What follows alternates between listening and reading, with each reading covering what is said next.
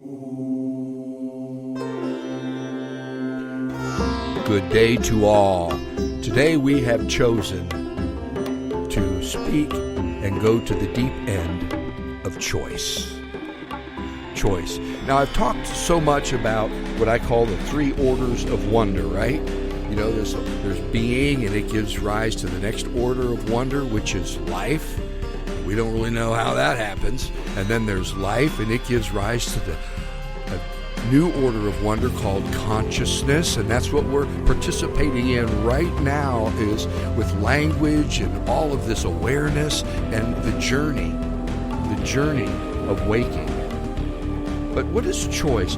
The same with choice, there are orders of choice. Most of us think we're choosing, but really, we're just living out of unconscious choices that have ruled us our whole life. How do we sort out the different orders of choice?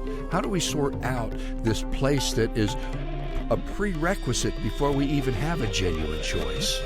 Well, welcome to the deep end of choice. So there's this guy, right? And he is he has gotten Citizen of the Year and the keys to the city. He has done everything. He has chosen to give himself away at every single point. He's on every local committee, school boards, scout troops, fundraisers. A lot of the time he's putting in volunteers at the hospice. He has chosen all these wonderful things. But the fact is, what we don't see is he sacrificed his own waking imperatives. He's sacrificed his own vocation, his own family needs, his appointed meetings with his own soul, because he wants to be one thing. He wants to be approved by others, because he never was in his family of origin. And so what he's done, he's distorted and reorganized all these needs around him in order to supply the response to one need, which is his need to be accepted, to belong.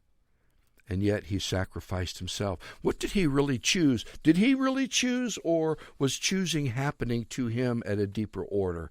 And this is what I want to talk about today, is the orders of choice, so that the choices we made are happening within a context, a true context of the mystery of being and the seeking of one's own true self.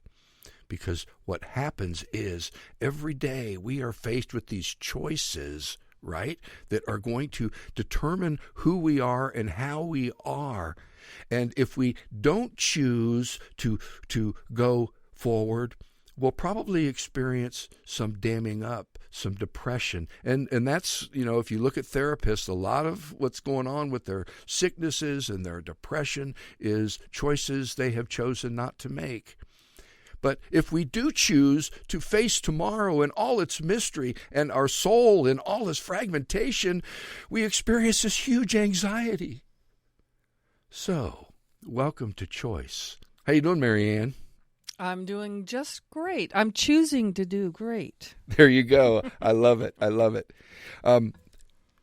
This whole concept of choice is huge because of the way it works. And again, I've talked about that we're not really of one mind. What it is we are this bundle of splinter selves and fragmented being. We are a multifaceted creature, and all the facets have somehow become disconnected because of our nature, and our nature is to put them back together, to be consciously involved in this. And that's what the deep end has been about. And so how do we choose that? How do we choose that when the prerequisites to our choice are our family of origin stuff, these internal histories, our complexes, these energy clusters that are making unconscious choices for us all the time? Yeah, and how do we become aware of that? Wow, that is the question. And now we're at the choice of waking. Carl Jung said the biggest sin of the human family is unconsciousness, and we're all guilty of it. How do we choose to be conscious? How do we choose to see that which cannot be seen? And I think we on ourselves can only go so far. And then it takes something outside of us to bridge the gap. To bridge the gap. And usually what it takes is each other, because it was each other and our family of origins that stitched together this self that was inauthentic and that we're struggling to get outside of. Well, and maybe not even inauthentic, but it's a different way of seeing the world. The whole tribal piece, and I think we've talked about this before, your family of origin, those decisions that come out of that, you're pretty much tied to a lot of that stuff, and how to kind of break free and be free of that. It's a step-by-step awakening. And it's a daily thing. Every day we choose between the anxiety of the mystery of our being or the security of ourselves and the depression that goes with not moving. And believe me, it does. I watch it on Facebook, People are freaking miserable, man. Yeah. And I think it's a time to be miserable myself. But, we think, and I'm referring to James Hollis on some of this. He says, I am as I choose. I am what I choose. My existence is the sum of my valued choices. But a more sober view, he suggests, is that many of our choices are in fact made for us when we ignore the role of the unconscious, of the complexes, of the influences of ancestral and cultural values that seem to own us and move us along. We don't reflect back. And again, this show is really for people who want to lead critical lives. And I pray more and more people come on board with that. But I think we're all required by our experiences to acknowledge the presence of the dark gods in all we do. And so choice at the deep end becomes something a little bit different, doesn't it? It's not just about conscious choices. It's also about understanding the forces within us that are creating the field of choices, and then how to sort out the real choice of who we are. And I've puzzled over this for many years. And one of the things about choice is, whenever we need to make a choice, we look back. We look at who we are, what we've done, what our experience is, and then a lot of times we make choices based on that instead of looking forward and opening to new possibilities. And so there was a part of me that thought we really don't have a choice because we are controlled by our past. We are controlled by the different ways of seeing the world. And so when we think we are making a choice, we really can only make one choice because of our past. But I finally got that, no, that's the those are critical moments where it's like, when you're aware of that, then you can be open to making new choices or a different kind of way of seeing the world. And many therapists, especially for people in their middle life, are helping people to reconnect with what they wanted, not with what their parents wanted, not with what the forces that the school system wanted or a big sister or whatever, but a true sensibility of who we are and why we are. There are two sets of questions that really, present us to us. In the first part of life, the question is, what is the world asking of you? And so your choices are really about within a background of that. But once you hit 35, somewhere in there, the choices start to shift, not to what does the world ask of you, but what does your soul ask of you? Right. And this is the point where one begins to wake up to the dark gods in one's own nature. In other words, why did I have to go through all that to get here? And to wake up. Those are important questions. The power of intentionality is real. But again, it comes within a background of feeling who you are and right. who you're not. Right. Well, and those why questions kind of can lead you out of where you're at, but they're also not the end.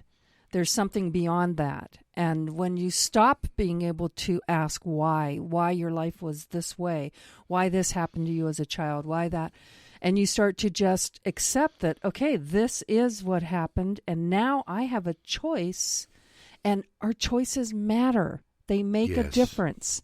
And sometimes it's easy to think, oh, it doesn't matter. I'm just one little person over here, and if I think this, it's no big deal. But it is. We all have to show up. We all have to show up, and that's the choice of becoming conscious. Right. I think it was Covey who said, I'm looking for a quote. No, it was actually Rob Bell. He says, because of every action, comment, conversation we have, the choice is to invite heaven or hell to earth. Right.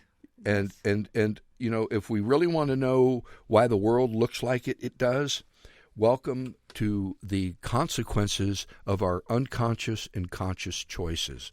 Now, the world is in the condition it is mostly because of our unconscious choices. These forces that don't seem to be hardwired into the true soft tissue of the human experience, which is compassion and empathy. We saw we're doing this in the beginning of May, and yesterday or day before, Melania Trump presented who she really was, which was for children's health and all this stuff. And at the same time, on the exact same day, our president was presenting a budget that was cutting $7 billion from the children's health. So, what we've got here is a character from a Stephen King novel, and choices being made from two sides of the self, one conscious and one unconscious. And at least that's how I'm seeing it. And believe me, Melania is not very conscious in my mind, but I think she's making a stab based on her rearing of her child and the concerns that she has for her child, I think. Well, we don't know. We don't know anybody's motivation, but I think that says volumes. And, and when it comes to, I think if you would sit down with any one person and you would say, do you want a child to suffer and die? Do you want a child to not be able to get medical treatment? Do you want a child to starve? I think on a human being level, everybody would say, no, of course not. Even our president, in a one-to-one sit down. But when it comes to policy and when it comes to the decisions that we're making and the choices that we're making outside of that, that's exactly what's happening. And not being able to see that is, again, another deadly choice. And, the word deadly is literal here. Right. Because what happens is, 25,000 people were dying a year before Obamacare. And, that's going to happen. So the choices we make, and believe me, many people think the only choice I have is a vote. So everybody just shut up and I'll vote. Well, no, you have the choice of supporting this candidate or that candidate. You have a choice of supporting a childhood cancer organization or not. You have the choice to do something with two things, and I've talked about this before, your calendar and your checkbook. Right. And there's a choice every time you look in your calendar, that's telling you something about yourself. Every time you look in your checkbook, that's telling you something about yourself. And none of us are there.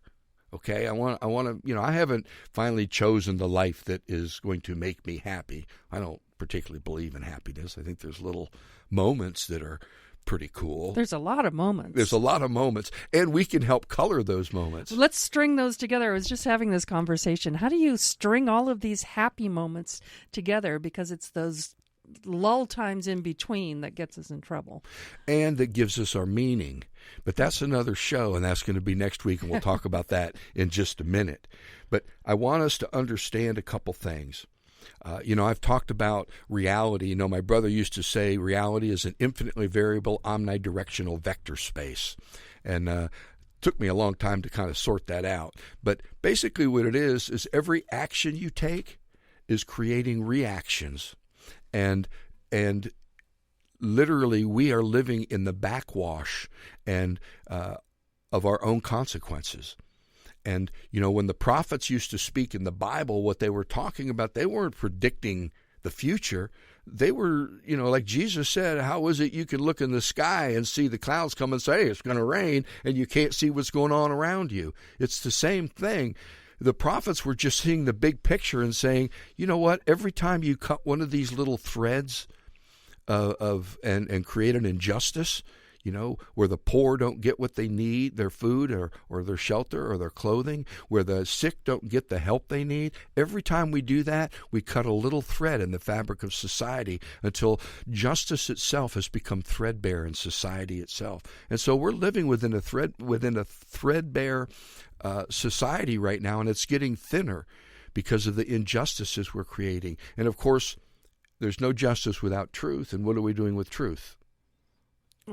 Yeah, it's becoming an illusion. Yeah, truth is, let me see, it's a piece of clay. We'll just shape it into whatever we want.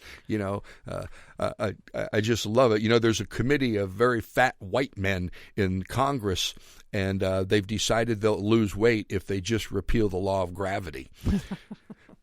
The laws are the same for all of us. I hate to be the bearer of bad news, but I just wanted to say one more thing about what we're doing, what's happening to the children's health care.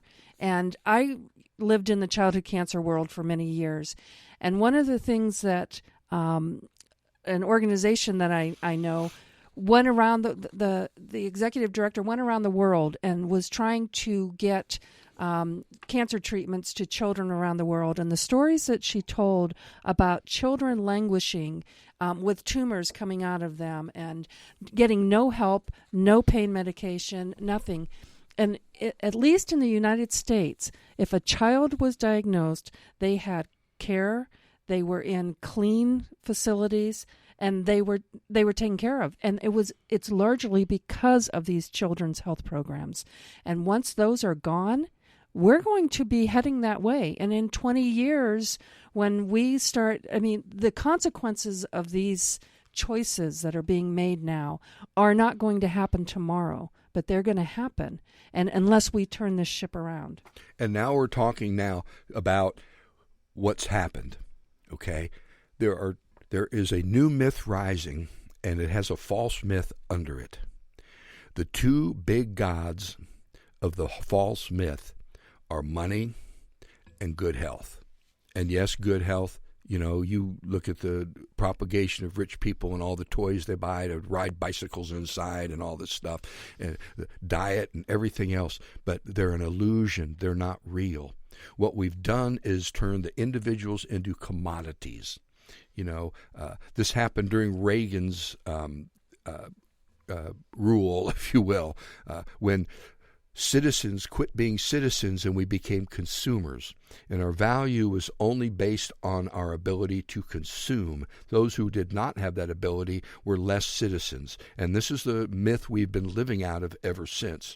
What happens is we ended up treating ourselves as tools, commodities, instead of souls. So really, should we be surprised when there's this revolt of the psyche and it starts manifesting in all these different things like addiction, somatic evasions, depression? If you look at the states with the biggest teen pregnancy, depression, prescription drugs that are and opioid stuff, you'll get a lot of them are these southern states or states that are super conservative, like Ohio, high rates of opioid in industrial states, if you will.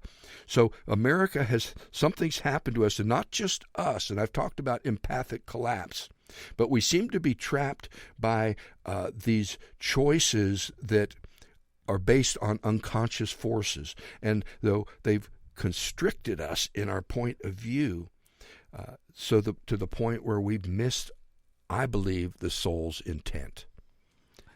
And now we're at the intent of the soul. What are the most genuine choices coming out of? It's the intent of the soul.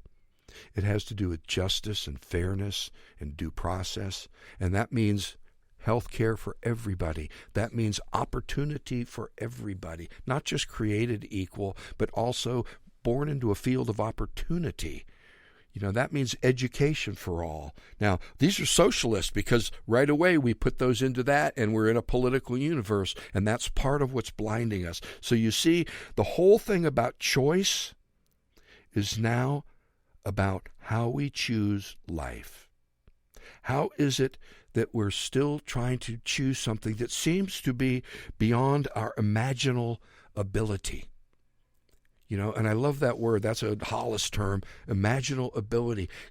People are so trapped, and he's a therapist, and what he says is, I just help people at the edge of that ability so they can imagine something beyond themselves, so that they can begin to imagine themselves and not just the acceptance, not just those things that were pre-programmed.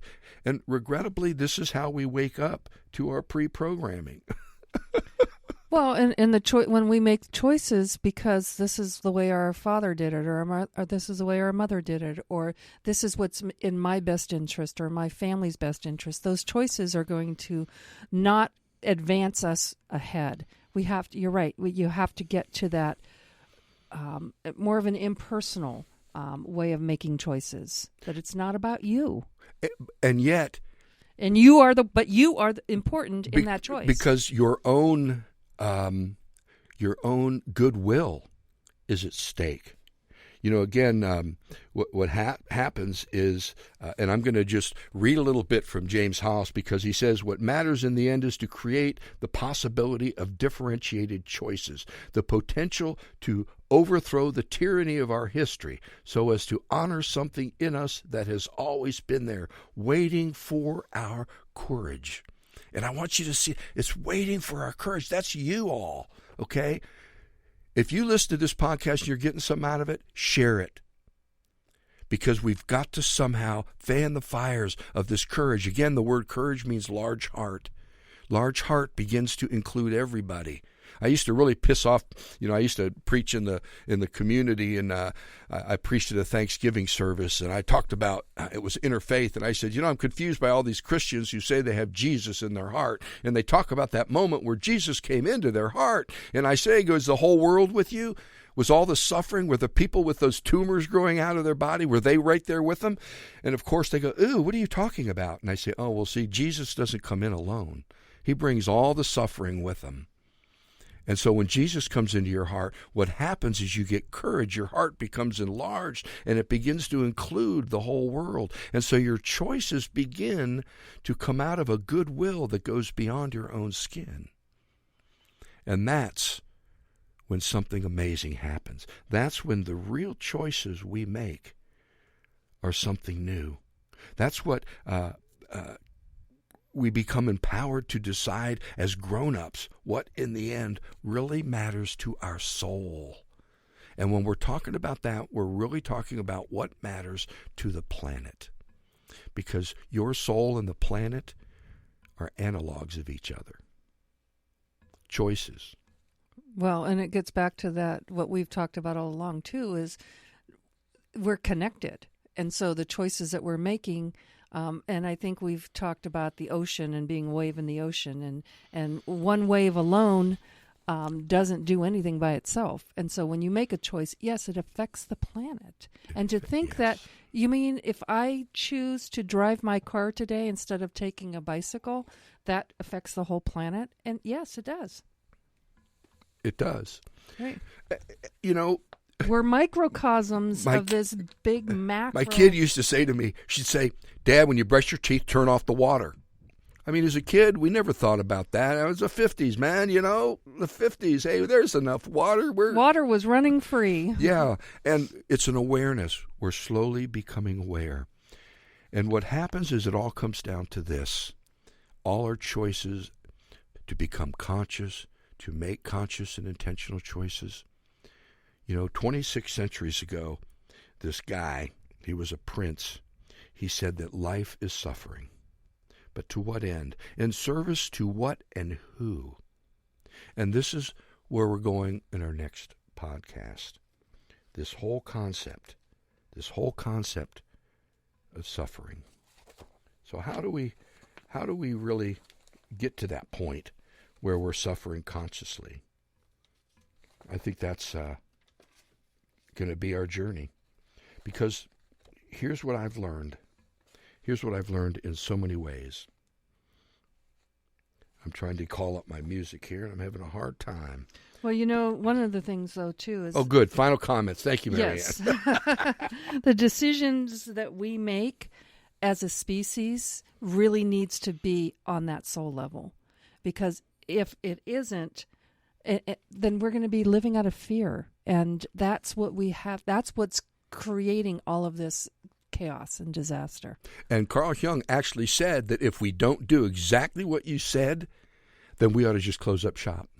Because the fact is, we're going to close it up anyway. Right. So now let's come to the junction where something amazing really does happen. Where something amazing really does happen. How many of you often think, boy, that was a stupid thing. Man, that caused so much pain. I wished I hadn't done that. Yet, when you look back, you see that it was precisely that pain that made you take a turn in your life and maybe even look at yourself a little more closely. And all of a sudden, there was this little thing that just rose in you like a seed ready to burst into some kind of fruition. And that is meaning. Our next podcast is going to go to suffering and meaning. They are twin sisters. They're actually in this place where they're in a dance and you can't separate the two. All of the meaning, all of our religions, they all come from basically suffering and loss. Can you separate meaning from suffering and loss? Look at your own life. Where does your meaning come from? How did it get there? Me and Mary Ann have been on this journey for a while. We've been talking about this, and we hope all of you will be well and wonder deep. Make good choices in all you do. God's peace.